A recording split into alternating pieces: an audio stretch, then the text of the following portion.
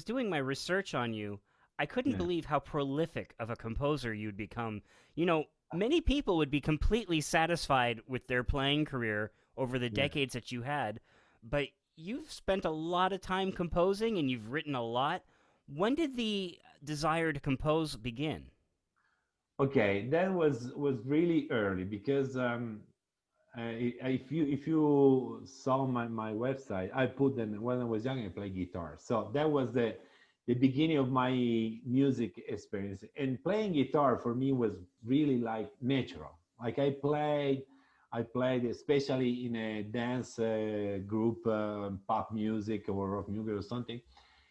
And so when I approached to play the horn in the beginning, was like in my mind was like a myth, you know, mythical. How you say mythical? Like something that was like a fair, you know, like something magic, was something very difficult. So it takes many years to give this have the same attitude to play the horn than it was so easy to play the guitar. So practically when I started playing guitar, the second thing that I was doing in my days was like making songs. And I have always this dream to make songs for one of the most famous Italian songs, Mina, the one that is the one of the famous singer that is Italian, and she's great.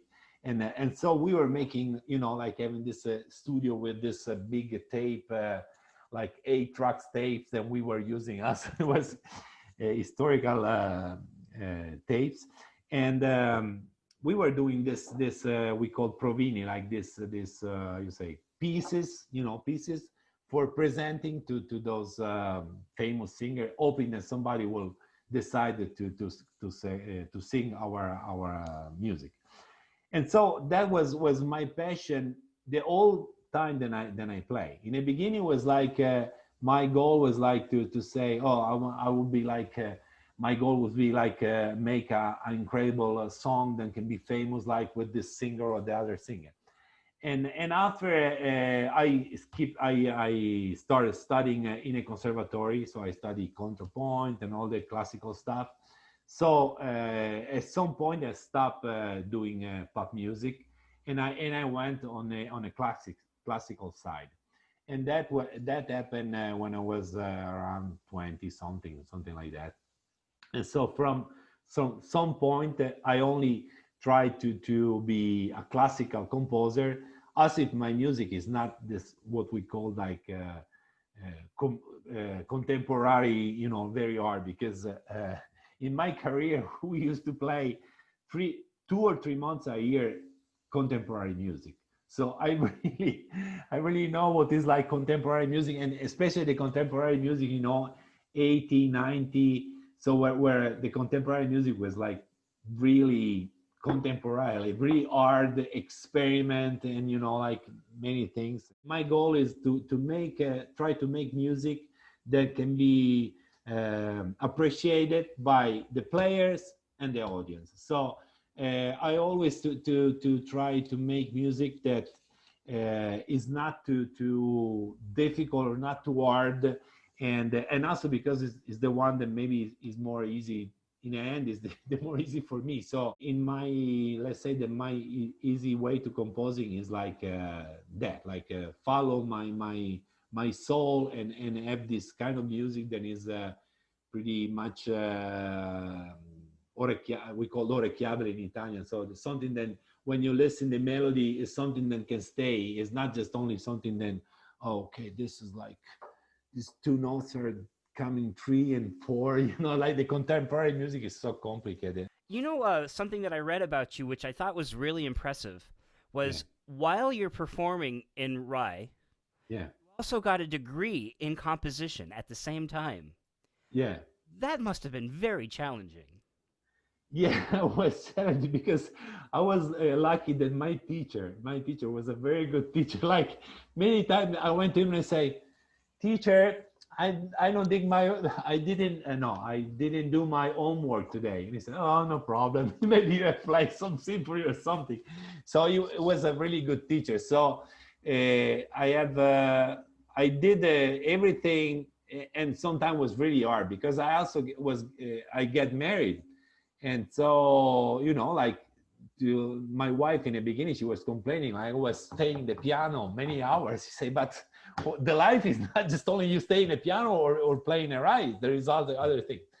And so I was lucky that I finished my degree in composition before my first child was born, because after would have been impossible. So things were going pretty good, and yeah, I practically I studied the first year of composition. I studied in Alessandria, and it was the conservatory where I take my own degree. And I did the military. I started playing the orchestra, and after 3 4 years, I started again and I finished. So that was in very like impegnativo. I understand impegnativo, like was hard to do it, but was a big satisfaction to be able to do it. Yeah. It's really impressive to me, your output. I was looking, for Editions Beam alone, you've had published 22 pieces. Yeah. I have many pieces. I'm lucky because like sometimes I think I am really lucky because many people trust my music, so it's good. Most of my music is for brass. There are brass or different formation of brass, and so for me it's kind of easy to write this kind of music because after my experience in the orchestra and playing a brass quintet and playing a wood quintet, so like the instrument pretty much good. The other thing is for example the case of the duetti, the magic horn, and then maybe we'll also look after. I was always in my mind to say why not do some duets like I did the quartet, like or in something that I knew it very well. So this guy said one day said, Corrado, you make so many pieces. Why not make a duet for horn? I said, okay, I will for Christmas. I will make a duet for. So sometimes it's also people that give you like the inspiration to say why do that, and it became like it's a trend because was for me was kind of easy to compose those duets because they were like one after the other. Like the idea was kind of quickly, So when you have good ideas, like the fact that you study composition is good to going on and to finish the piece. But sometimes it's nice to have some good idea that you believe. When you're writing, as you just said, that you write mostly for brass instruments, Yeah. is it because you're comfortable mostly with brass instruments, or is it because you realize that we don't have a lot of diverse repertoire and you're trying to be a contributor to it? Yeah, both. Because also, for example, one of my most successful piece that is the suite for alto trombone and for horn. When I brought that was I think one of the first pieces for alto trombone and string quartet. So sometimes if you find the right ensemble, it's easy, and the music is working well. It's easy to be like played because people sometimes like a good at that time it was very hard to find a first trombone that was also playing alto trombone. Now practically every first trombone plays also alto trombone. So it became a very like use piece for a full of program or something because you play I don't know two pieces with the trombone and you finish with this alto trombone with the Brian sound, and it works well also the for horn, and that was the idea of the Mate, like my publisher, he said, "Oh, why you not do like a version for?" Or in the beginning, I was like, "Oh no, this is like an alto trombone piece. I don't want." And it was a good idea because it now is like known practically 50% like alto trombone, 50% like horn with strings. So it was a good. Sometimes it's a good thing also to adjust a piece for more than one instrument. When I was looking through and I was trying to familiarize myself with it, Yeah. yeah, I thought that a lot of the music was interesting alone because you don't associate sometimes a tango with two horns. There's it's music that is not stereotypically horn motivated. Yeah. And I was wondering, Was this on purpose? Were you hoping to advance the vocabulary of most horn players? Well, I think the horn players now they are much more awake in a sense to be like be able to play different style. Like when I was young, if you played a little swing or something, they were looking at you like, "What? This is a classical music. What you're doing?" Now it's like the mix of any kind of music is much more strong, but still I think especially if you play, for example, I don't know, a professional or a student or maybe two friends or something, they can be fun because little details, little accent, little things make the difference. And so I think I try in those duets to make to first of all to use the full range of the horn. If you see that second horn is like jumping all the time, like in a Beethoven or Mozart, like this the second horn, classical second horn. But also many details like colors and accent and slur or not slur or staccato. So make people really to be accurate in what they are playing. And so I think the good things of the duet is like if you play very ensemble, those kind of duet, when you play in the orchestra would be much easier because the music is not such detailed music, so detailed music. So it's like a good way to learn, first of all, to play together, second, to play the same style, and third, to enjoying, also to follow the idea of one of the other. So I think it's a good thing for one player. When I was reading the tango, what really struck me was that it wasn't Yeah. a caricature of a tango. It really was tango. It had all of the nuance and compositionally it had the seduction that a tango should have. And I was thinking about my own duets, with trumpet players and stuff like that, and I'm thinking, oh, this doesn't exist. Like for me, you were filling in a hole, and maybe for a lot of students, this music, there's 9 duets in here. Maybe for a lot of the students, it'll be their first exposure to different styles. Yeah. I think thank you for your appreciation. Yeah, I think that was my goal, to like give the players this opportunity to like to develop not only virtuosity in technical things but style, because when you play in an orchestra, for example, normally we were playing classical, but sometimes we were also playing pop music with some famous singer or something. So sometimes I play also very little jazz, but not improvising, just with other improvisers. So every kind of music, you need to like to feeling and know also the way to play. So this is like a attempt to like to start learning the things. And so this is why every duet is so different one to another. Like everyone is his own character. Obviously, with the Arioso, this is a familiar melody to most. Yeah. It's like Italian opera melody, like Bellini or Donizetti, something like that. Yeah. But what strikes me about the Arioso, but this is not just the Arioso, it's the whole book, is it's chamber music. It's not just a duet that you read off in a room somewhere. You wrote it in such a way that people start to understand that you're not always the accompaniment, you're not always the No, melody. no, no. It's always like a participation, and it's always like moving one to another. So it's like sometimes this is like I don't know if it's like a compliment or something, but people that have played my music, not just the duet, other things, they say, "Ah, your music looks so easy," but when we play it, it's so difficult because like I want to say every little things is not just there for like to pull, but it's like a little important. Like you can make it interesting or something. I wonder if you hear your own horn playing as you write a duet book or when you write for the horn.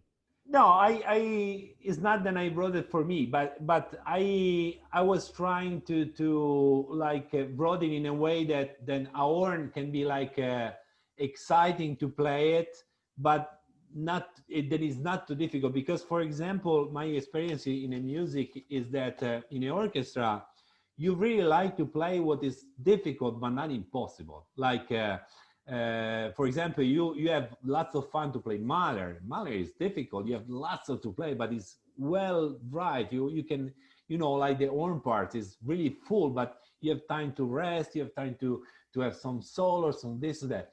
Stravinsky, for example, he wrote very hard music, but everything is playable. Sometimes we play some contemporary music. Then when you open the part, okay, let's play. You don't have even to study, because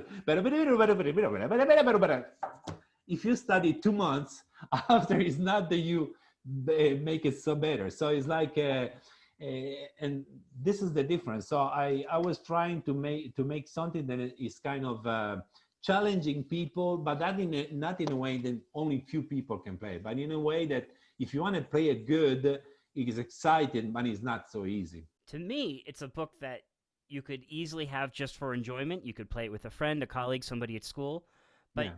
they would go very well in a recital program. Yeah, because for example, also if you have a brass group or something, you know that be a trumpet player.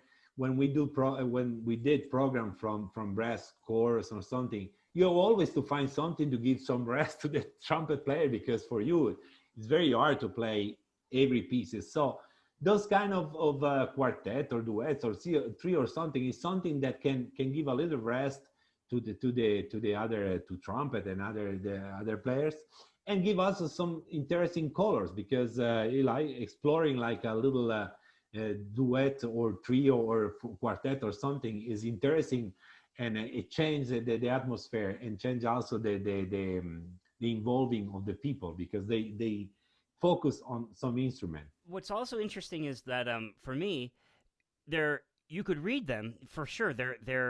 They're not so difficult that you couldn't sight read and make a nice performance. But if you chose to and you really studied them and you really worked on them, you would find nuances that would be very rewarding in the end.